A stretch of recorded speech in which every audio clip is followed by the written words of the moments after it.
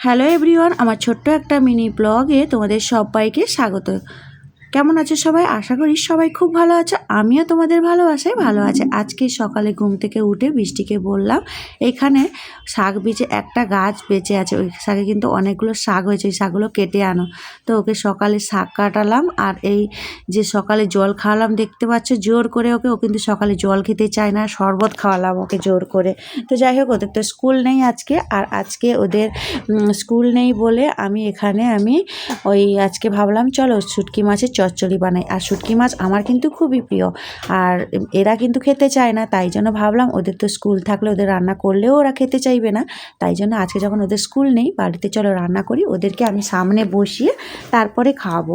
কিন্তু এই যে দেখো, আমি মূলো, আলু, বেগুন আর শুটকি মাছ নিয়ে নিয়েছি। শুটকি মাছের আঁশগুলোকে একটু ছাড়িয়ে নেব, দিয়ে গরম এমনি ঠান্ডা জলে ভিজিয়ে দেবো। আর এদিকে ফুলকপি খাওয়া শেষ, ফুলকপির ডাঁটাগুলোকে সরু করে কেটে নিয়েছি। এদিকে কড়াইও বসিয়ে দিয়েছি, কড়াইটাও গরম হয়ে গেছে। চলো এই সবজিগুলো কেটে নেওয়ার পরে ভালো করে ধুয়ে পরিষ্কার করে নিলাম। এদিকে সর্ষের তেলে 5 ফোড়ন, পেঁয়াজ, শুটকি মাছগুলোকে দিয়ে ভেজে নেব। 2-3 মিনিটের মতো ভাজা হয়ে গেছে, সবজিগুলো দিয়ে দিলাম। স্বাদ মতো নুন, হলুদ গুঁড়ো, লঙ্কার গুঁড়ো দিয়ে ভালো করে মিশিয়ে ঢাকা দিয়ে দিব 5 মিনিটের মতো।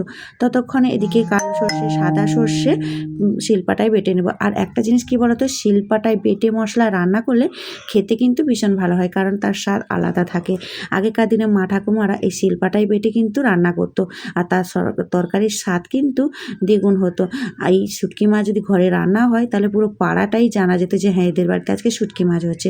তো চলো সর্ষে বাটা দিয়ে এটাকে ঢাকা দিয়ে দিলাম, প্রায় হয়ে এসছে। এদিকে মাছের টকটাও রেডি। তো চলো দুপুরে কী দিয়ে ভাতের থালা সাজালাম চলো তোমাদেরকে বলি।